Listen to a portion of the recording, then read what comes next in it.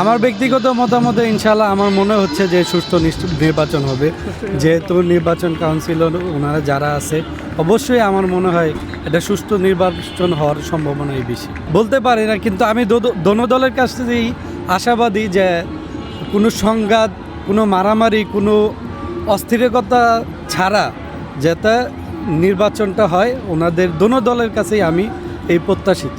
শুনি, আশা তো করি ভালো হবে। তারপরও সরকার যেভাবে ইয়ে করতেছে মনে হয় যে ভালোই হবে। হবে ছোটোখাটো হয়তো কিছু হইতে পারে, সুন্দর অত কিছু বোঝা যায় না যে হবে কি না।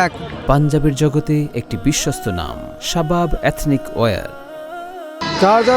যে যখন ক্ষমতা থাকে, যারা ক্ষমতা থাকে তখন সেভাবে কাজ করে। ক্ষমতা না থাকলে কি হবে, একটা পিছনে অনেক কিছুই আছে।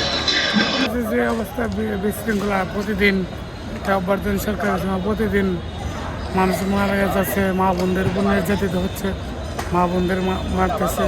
আমরা তো চাই যে সুষ্ঠু নির্বাচন, আমরা সুষ্ঠু নির্বাচন হইলে তো আমরা গিয়া ভোট দিতে পারবো।